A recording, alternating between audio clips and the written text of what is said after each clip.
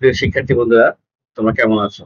অনেকদিন পর তোমাদের জন্য একটি প্যারাগ্রাফের ক্লাস নিয়ে হাজির হলাম। প্যারাগ্রাফটি হলো জুলাই মুভমেন্ট 2024।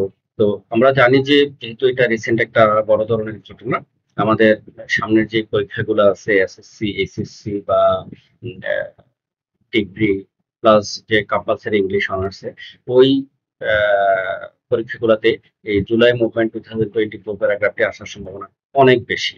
হুম। তো যেহেতু সামনে এসএসসি পরীক্ষা আছে, আমি এই প্যারাগ্রাফটি অনেক সহজ করে একেবারেই সহজ ভাষায়, আমার বিশ্বাস তুমি যদি আমার ভিডিওটা দেখো, দেখার পরে একবার পড়ো, প্যারাগ্রাফটা তুমি পারবে একেবারেই সিম্পল ল্যাঙ্গুয়েজে। ওকে, তো আমরা প্যারাগ্রাফে শুরু করি। তোমাদেরকে আমি আহ, বাংলা অনুবাদ করে সহজ করে বুঝিয়ে দিচ্ছি, কেমন? The July movement in Bangladesh started on July 1, 2024। The July movement, এই যে জুলাই আন্দোলন ইন বাংলাদেশ স্টার্টেড, শুরু হয়েছিল অন জুলাই 1, 2024, অর্থাৎ 2024-এ। ইট স্টার্টেড, এটা শুরু হয়েছিল হোয়েন স্টুডেন্টস প্রোটেস্টেড, যখন ছাত্ররা প্রতিবাদ করছিল against the job quota system, অর্থাৎ জবের যে কোটা সিস্টেম ছিল সেই কোটা সিস্টেমের এগেনস্টে তারা যখন আন্দোলন করছিল, তখনই আন্দোলনটা শুরু হলো। দে বিলিভড, তারা বিশ্বাস করেছিল the system was not fair, এই সিস্টেমটা আসলেই স্বচ্ছ ছিল না, ভালো ছিল না। ডিউরিং দ্য প্রোটেস্ট, এই আন্দোলনের সময় এ স্টুডেন্ট লিডার, একজন ছাত্র নেতা নেমড আবু সাইদ নামে একজন ছাত্র নেতা ডাইড। আমরা জানি যে রংপুর ইউনিভার্সিটির আবু সাইদ মারা গিয়েছিল।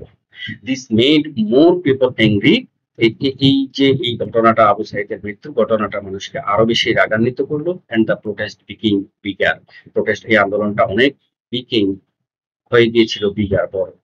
দ্য গভর্নমেন্ট, সরকার, ট্রাইড, চেষ্টা করেছিল টু স্টপ দ্য প্রোটেস্ট, বন্ধ করতে, দ্য প্রোটেস্ট, এই আন্দোলনটি কি করতে, বন্ধ করতে চেষ্টা করেছিল। দে ইউজড ফোর্স, তারা শক্তি প্রয়োগ করেছিল। And even shut down the internet, এমনকি তারা ইন্টারনেটও বন্ধ করে দিয়েছিল।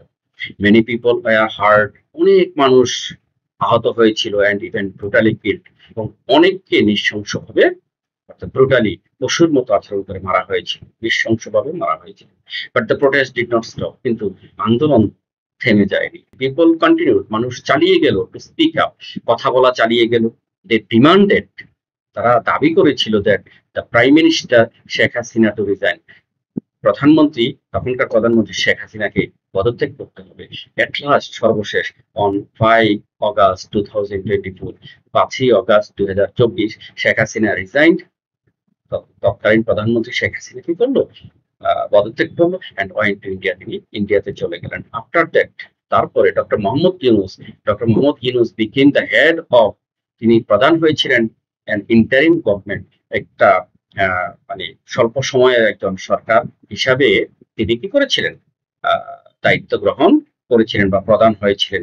This protest is now called, এই প্রোটেস্টটাকে এখন বলা হয় the world's first Gen Z revolution, পৃথিবীর প্রথম জেএনজি একটা বিপ্লব হিসেবে এই আন্দোলনটাকে বলা হয়। আশা করি তোমরা একবার শুনে পরবর্তীতে আবার শুনবে। আশা করি যে প্যারাগ্রাফটা তুমি তারপরে একবার পড়লেই লিখতে পারবে। শীঘ্রই আরো এরকম কিছু প্যারাগ্রাফ সহজ ভাষায় তোমাদের জন্য এবং লিখে ক্লাস নিয়ে আসছি আমি। তো তোমরা তার সে পর্যন্ত ভালো থাকবে। পাশাপাশি প্যারাগ্রাফটি এই যে বুঝিয়ে দিলাম, তোমার কাছে কেমন লাগবে, এটা কি সহজ না কঠিন, কমেন্ট বক্সে কমেন্ট করে জানাবে। পরবর্তী ক্লাসগুলো সঠিক সময়ের সাথে সাথে পাওয়ার জন্য তোমরা আমার চ্যানেলটিকে সাবস্ক্রাইব করে রাখতে পারো। Thank you so much.